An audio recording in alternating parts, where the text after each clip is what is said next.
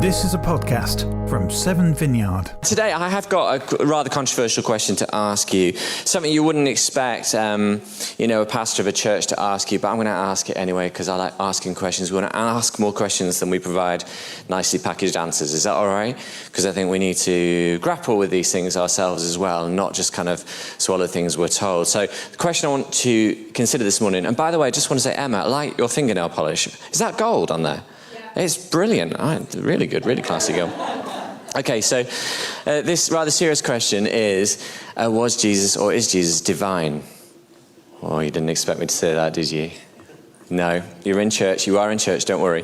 You're not at an atheist convention or anything like that. But was Jesus or is Jesus divine? And that's a question that you may have actually turned over in your own mind at some point in life. I mean, maybe now you're having this conversation with yourself. Things like when you go through a hardship and suffering, and you're like, I cannot believe this is happening to me. Why would God allow this to happen to me? One of the questions is, well, is God divine? Is God able to do anything about this situation, right?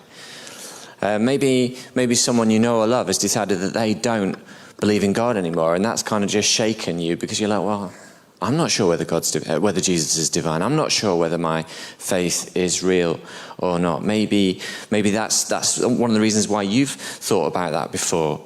Maybe you've read a book that's challenged your belief in God. Maybe you've read a book by a very articulate and intelligent person that has dissed the idea of Jesus being divine, and you're left thinking, well, if they don't believe Jesus is divine, maybe I shouldn't believe Jesus is divine.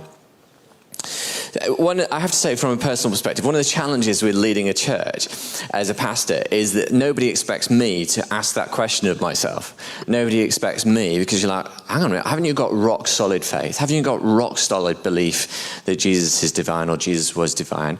And you really need me, some of you, to have a rock solid belief or faith that Jesus is divine, right? You need that because you're pastoring a church. Why would you question it? I mean, you're leading a church. Your income depends on it. Your lifestyle depends on it. Everything depends on it. Surely you believe in God. Surely you think Jesus is divine.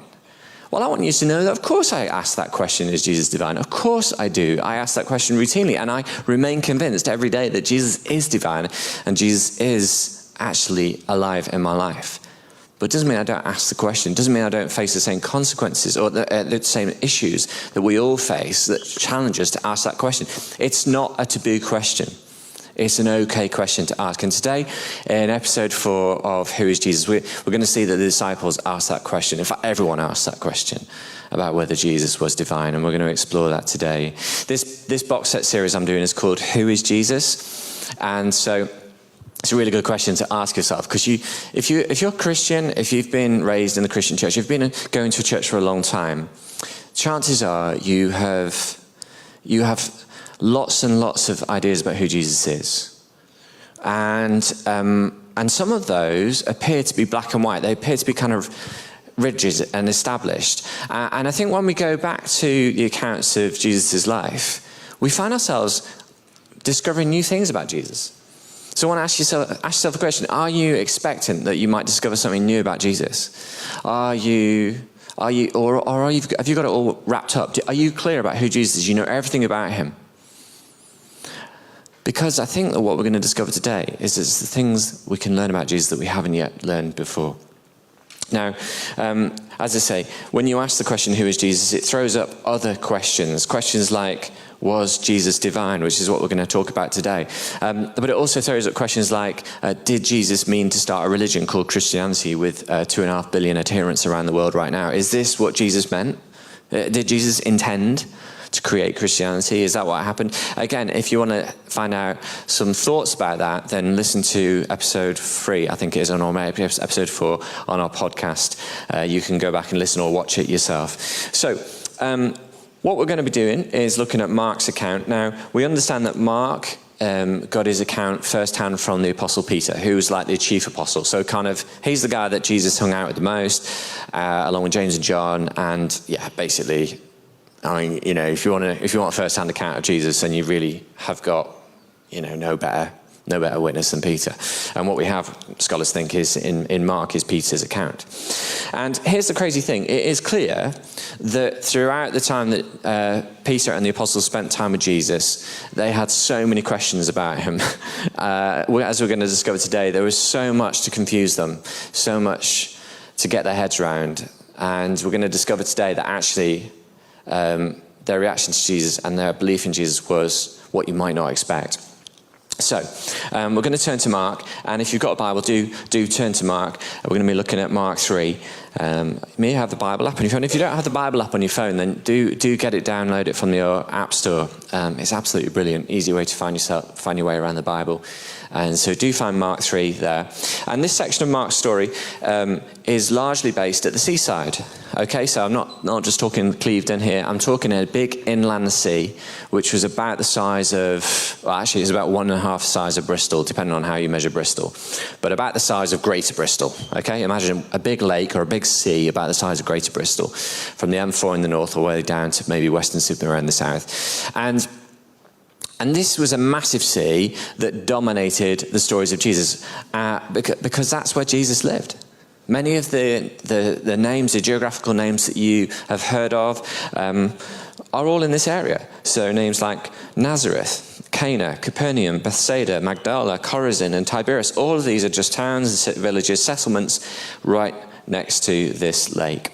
And if you've read the story of Jesus, you'll know that this is where Jesus hung out. This is where he spent most of his life. A few years ago, I was in the Dead Sea area. We were staying at a little holiday inn down on the Dead Sea, and it occurred to me that if I went 30 or 40 miles that way in any direction, that was pretty much the location of all that we read about in the Bible. I'm not just talking the New Testament.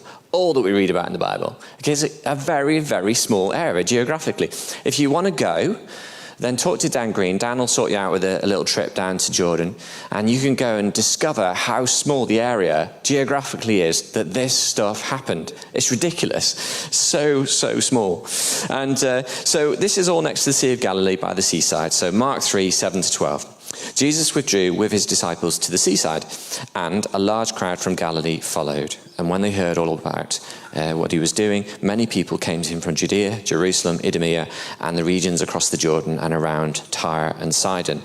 Think of the West Country, and that's about the geographical area that they came from. Because of the crowd, Jesus told his disciples to have a small boat ready for him to keep the people from crowding him. For he had healed many, so that those with diseases were pushing forward to touch him. Whenever the impure spirits saw him, they fell down before him and cried out, "You are the Son of God." But he gave them strict orders not to tell other people about him. So, according to Mark and to Peter, Jesus is wildly popular. Hordes of people are seeking him out. Why? Because he's healing them all. He's healing them all. I mean, it's absolutely incredible. What you've got to remember is that there was no NHS. That medical science was not then what it is now. And if you got ill, if you had a problem, there was very little you could do to solve it. You either lived with it or you died from it. Okay, so when someone comes along like Jesus, healing people, not just people that have got a cold, or people who've got, flu or something like that. He's healing people that are deformed, who've got disablements, people who've got mental illnesses, people that have got physical illnesses. He's healing people left, right, and center.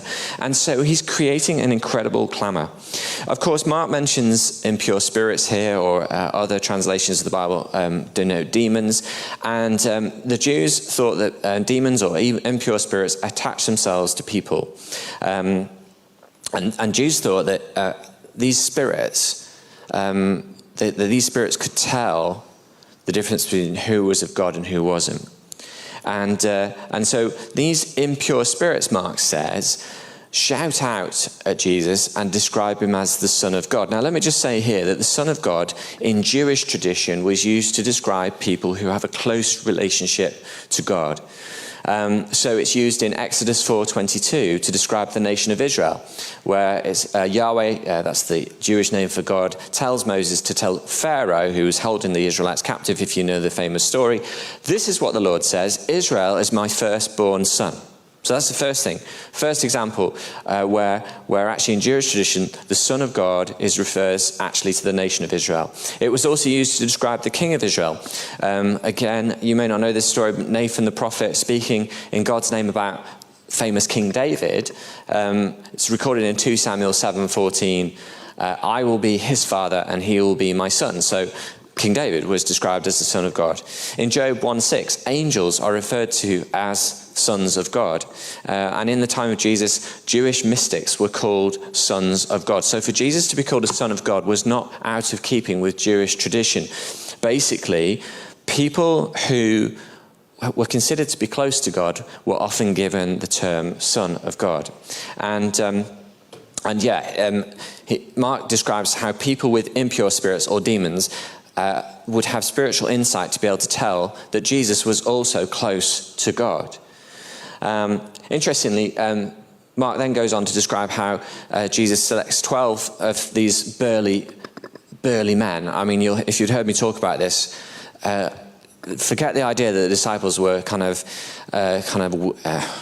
weak, mild, kind of timid white men. They weren't. They were beefy fishermen, okay? They would have been built like the side of a house. And he takes 12 of them, and he selects 12 of them to be his disciples. And Mark says, he gives them authority to drive out demons. Now, obviously, demon possession was a big thing at the time of Jesus. Mark wouldn't have commented on it. And to Jews, it literally was. And as I say, we need to literally take the spectacles of our modern perspectives off for a moment and just look at the world through the eyes of the contemporary people at that time. There was no NHS. There was no modern medicine that we would know of now. And so if you were sick, you were condemned to a life of poverty, and you would die young. So it's any wonder when someone like Jesus comes along and starts healing people that crowds gather. I ask you, crowds would gather now in the same situation. Let me just say this. At the time of Jesus, life wasn't what it's like now. If you're familiar with this podcast, A Bible for Normal People, and I would recommend it to you. If you listen to podcasts, do download this one and start listening to it. There's some brilliant stuff on here. But an archaeologist in this particular podcast was discussing life in Galilee at the time of Jesus, and she suggested that if we had a time machine and could go back 2,000 years, we would die within weeks, because in a very contemporaneous metaphor, we would not have any immunity to the diseases that currently existed at that time. And the reality is that life expectancy was short. Nothing like modern medicine existed. And so like most traditional societies of that time, and I would argue in our day and age now, even traditional societies today, where modern medicine is not available, they used to think that physical and mental illnesses were caused by evil spirits. They had no other explanation. So anyone who could drive out demons and heal people was considered to have supernatural power and authority. So things are getting crazy.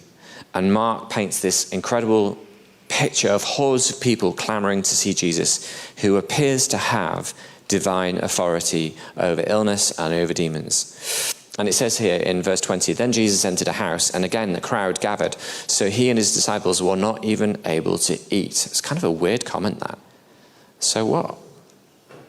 We'll just skip a meal. I don't think it means just skipping a meal. I think they were so overwhelmed with crowds of people wanting to be healed and families bringing their loved ones to be healed by Jesus that they didn't eat for days on end. Because why would anybody be bothered about skipping a meal? I mean, I know I would, and you probably would, but I doubt they would, because everything was just going crazy at the moment. So I think there was something going on there. I think they probably skipped quite a few meals because they were so overwhelmed with the number of people who were clamoring for Jesus to heal them. And of course, this is the last straw for Jesus' family. If you're familiar with the story, Jesus' family turn up. Yes, he has family. He has a mom and a dad and brothers and sisters. And they turn up, and cousins. And they, like anybody else who was concerned or is concerned for a loved one who appears to be going through a mental health breakdown, all they want to do is grab him, take him home for his own safety, to look after him and make him well again. His family thought he was out of his mind. And is it any wonder that Jesus said, like, who is my mother and brothers? Like, crikey, even my own family don't believe in me. It's just incredible. News of the further and chaos surrounding Jesus had even reached Jerusalem, and religious lawyers have come from Jerusalem to give their assessment of Jesus. And what's their conclusion? It says in verse 22, Jesus is possessed by Beelzebub, by the prince of demons. He is driving out demons. You just imagine them saying it, which, as Jesus points out, is a kind of twisted logic. Why would the prince of demons be driving out demons? Jesus says, rather contemptuously. So there's a lot of confusion about where Jesus is getting his supernatural power from. Is he divine? Is it demonic? Or is Jesus just out of his mind? And then Mark records Jesus sitting in a boat on the Sea of Galilee and teaching a crowd of people about the kingdom of God. And this is no ordinary parable. And just to be clear, because we don't use the word parables very much in modern life. We talk about parabolic, but that's to do with maths and physics. All right, but parables, what does it mean? Well, a parable is a very simple story that illustrates a simple principle. And it was commonly used by rabbis to teach Jewish law to the everyday folk. Once again, we must take off our spectacles and look at life back then when it was, rather than through our spectacles that we wear now. And the reality is that life back then, people were not literate. Okay? They couldn't read or write.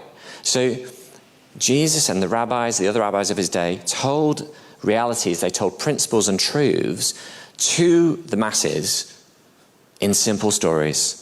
And they made simple principles really clear using simple stories, contemporaneous situations. Like there's a bus going past. I might tell a story about a bus going past. We know what a bus looks like. Jesus tells a story, what he calls the parable of the sower. And that is a very, very familiar image to the people who are listening to him. So, I reckon Jesus recognized there was a lot of confusion and fear and anger about his authority and power. And he could tell, it was clear to him, that some people found him irresistible and some people found his power and authority repugnant. Some people found him irresistible and some people found his power and authority repugnant. So he tells them this very simple parable. Listen, a farmer went out to sow his seed, and as he was scattering the seed, some fell along the path and the birds came and ate it all up. Some fell among rocky places where it did not have much soil. It sprang up quickly because the soil was shallow. But when the sun came up, the plants were scorched and they withered because they had no root. That sounds like my garden. Other seed fell amongst thorns, which grew up and choked the plants, so they did not bear grain. Again, my garden. Still, other seed fell on good soil. It came up and grew and produced a crop, some multiplying 30, some 60, and some 100 times. Then Jesus said, so whoever has ears to hear, let them hear. Which is a rather cryptic way of saying, just listen up. Like, don't you get it? Ironically, nobody gets it. All right? Nobody seems to understand this parable, which is a parable that unlocks all Jesus' parables. If you just think of the parable of the sower as the parable that unlocks all the other parables. Okay? Jesus is making a parable about him telling a parable. Okay? So it might seem a bit odd, but nobody gets it. Get the irony. So Jesus says to them, don't you understand this parable? How then will you understand any parable? The farmer sows the word. Okay, some people are like seed along the path where the word is sown. By word, he means the truths that he's teaching. As soon as they hear it, Satan comes along and takes away the word that is sown in them. Others, like seed sown on rocky places, hear the word and at once receive it with joy. But since they have no root, they only last a short time. When trouble or persecution comes because of the word, they quickly fall away. Still others, like seed sown amongst thorns, hear the word, but the worries of this life, the deceitfulness of wealth, and the desires for other things come in and choke the word, making it unfruitful. Others, like seed sown on good soil, hear the word, accept it, and produce a crop, some 30, some 60, some 100 times what was sown. So the irony is, and this is ironic, is at the very moment he's telling this parable, Jesus himself was sowing the word into their lives. Do you get it? Some got it and some didn't. And very little of that was to do with what Jesus was saying. It was more to do with the way they were, where the people who were listening to him were at. And although Mark doesn't record it, I think the disciples are asking a question. Like, Jesus, are you being deliberately vague? Are you being deliberately hiding the reality of this? What's going on? Why are you doing this? And Jesus says, of course not. Of course not. Do you bring a lamp and put it under a bowl or a bed? Instead, don't you put it on its stand? For whatever is hidden is meant to be disclosed, and whatever is concealed is meant to be brought out into an open space. So if anyone has ears to hear, for goodness sake, just listen. I don't think he said it quite with that disdain. But the point is that Jesus is actually using here a rabbinic technique. Okay, now remember, Jesus is a Jewish rabbi. Okay, he's a teacher, and he was using different techniques to teach people. And this rabbinic technique is well used amongst rabbis, and it's a principle or a technique of slowly revealing truth, bit by bit, a little bit at a time. We do this with any education technique. We build, don't we, from small to large. So with this technique, rabbis would share a little bit of insight or wisdom with their disciples, and then they would watch it grow and take root in their life. And they'd just see if it would grow. And that's what Jesus is doing here. It's a bit like the Chinese proverb, give a man a fish and you feed him for a day. Teach a man to fish and you feed him for a lifetime. What Jesus is saying here is that if you just allow me to plant the tiniest seed of hope in your life, it will progressively, cumulatively grow into something special. And for those of us that have received pre-packaged Christian principles and truths throughout our Christian life, for those of us that have kind of been in the church where we're just recognized that we're just really being told how to behave, for those of you that think that Christianity is about being good, do you know what Jesus is saying here? What Jesus is saying here is allow the tiniest bit of hope to be planted in your life and let it grow. Just let it grow. He talks about seeds. He says, seeds are small and then they grow big into large trees. He uses the mustard seed. For some reason, I don't know if this is true, but a mustard seed is the smallest of all seeds and it grows into a large tree. It's not into the largest trees because obviously that would be like a Californian redwood or something like that. But the reality is that the metaphor is that allow Jesus to plant a seed of hope, a seed of trust in your life and let it grow. Here's a question to ponder. Is faith in Jesus about being good or is it about being love? Is faith in Jesus about being good or is it about being love? Go back to episode 3 when we talked about, did Jesus come to start a religion? Religion is empty spirituality. It's going through the motions of spiritual acts without it ever transforming the inside of you. The transformation comes through the growth of the hope that Jesus plants inside each one of us. So let's go back to the seaside, and it's evening, they're tired, Jesus is knackered, and he suggests crossing the sea overnight. Why? Because perhaps to be ready for the next morning. I think this was a really busy time of Jesus' life. It seems like they were overwhelmed. Why else did Jesus' family come out of concern for him to take him back to his home so that he could rest? They were missing meals, like not just any one meal, but dozens of meals. This is a busy time. Jesus is in a hurry. He's got things to do. So they get back in the boat in order to save time so that the next morning they can go out on the other side of the lake and Jesus can start preaching and teaching and healing people. So they get in the boat and he says to his disciples, let's go to the other side. Leaving the crowd behind, they took them along just as he was in the boat. There were also other boats with him. A furious squall came up, which is a kind of storm, and waves broke over the boat so that it was nearly swamped. Jesus was in the stern, sleeping on a cushion. The disciples woke him and said to him, Teacher, don't you care if we drown? Don't you just love, Mark's kind of matter-of-factness about this? There's no emotion in what Mark says. I'm sure that although some of these men were experienced tough fishermen, and that they had fished in this sea since they were boys, and they'd experienced many storms, the reality is, for them to have lost hope, that storm must have been calamitous for them. I think they screamed at Jesus. Jesus, we are going to die. Sort it out. What are we going to do? And what does Jesus do? Verse 39, he got up, rebuked the wind, and said to the waves, quiet, be still. Then the wind died down and it was completely calm. Just as a matter of point here, that's ridiculous, in case you were wondering. Not only is it ridiculous because it sounds ridiculous, but if you're in the middle of a storm on the sea, anybody a sailor in the room? No? Nobody's a sailor. One is. So when you go out sailing, even when the storm has passed, the waves are still big, aren't they? Maybe you're a surfer, you know that, right? If a storm comes through, you know the waves are going to be good for the next few days. Why? Because the storm has whipped up the sea so that the waves become big.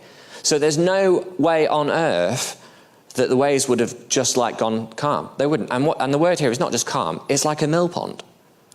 So it goes from being a storm to being a mill pond. Like, that's ridiculous. Now, listen, if I stood here and said to you, right, I'm going to stop the rain. So just look out the window, you can see it's raining. If you're at home, look outside, it's raining. I'm just going to say, stop raining now. Now, if the rain stopped and suddenly the clouds broke and the sun came out, you'd think, because we're in the middle of the city centre, it's got tall buildings around us, what's happened is it's just, the storm has just passed and it's broken and it's just a coincidence, right? So let's go up to Brandon Hill, okay, where we can see it across the city, and it's chucking it down with rain, there's thunder and lightning, and I'm going to say, be quiet, stop, be calm. And immediately, the storm stops, the winds disperse, the clouds literally zip like a curtain opening, and we've got blue sky and sun. Okay? And you look at me and you go, how did that happen? Was that a coincidence? And I go, well, no, it wasn't, but just to prove to you it wasn't a coincidence, I'm going to make it rain again. And I go, right, thunderstorm, start again. And suddenly the clouds zoom back in and the thunder and lightning starts. Just imagine that for a minute if you can. Are you going to take a step back from me? Are you going to go, my God, I do not want to be near you. What the hell just happened? I mean, literally, you would use expletives to describe it as you describe it to your friends. You would not believe what happened. The disciples were terrified. No wonder they were terrified. Unbelievable. Just unbelievable. Incredible. I can't even say incredulity. Do you get my point? This was ridiculous.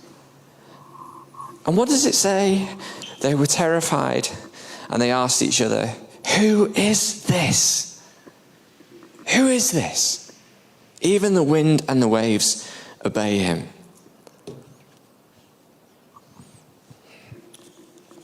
The disciples didn't know what to make of Jesus. And if Jesus was here and did exactly the same thing, we would be the same. So be forgiven for wondering if Jesus is divine. Be forgiven for being slightly terrified of Jesus, because the disciples were. In fact, be slightly terrified of Jesus, because if you're not terrified of Jesus, you don't really get Jesus. For Jesus to claim to be divine and to behave as God, controlling the weather of all things, that should be a little bit troubling. And the problem is that Christians don't find that troubling. We just think Jesus is a nice person who does nice things, who acts just like you and me. And the fact of the matter is, you can't say that about Jesus. Jesus wasn't like that. If Jesus was divine, that's massive. Is this what it's like to follow Jesus? Is it unpredictable? Is it wild? Is it terrifying? Is it unnerving? Is it confusing? Is it perplexing? Yes. Yes, it is. And yes, it was for the disciples. And the Christian church needs to be shaken out of its kind of calmness around Jesus.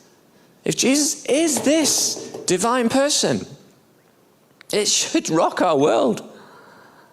It's just remarkable. We create this nice, pleasant Christianity based on this wild, unpredictable Jesus. Was this local peasant boy from Nazareth divine? That was the question that everyone was asking at the time, and it's the question that people continue to ask today. Looking at Jesus, of course, from this side of the resurrection and the ascension, This side, historically, of course, we find ourselves still grappling with the same question, because I'm asking you to believe that someone who you've never physically met or seen is divine.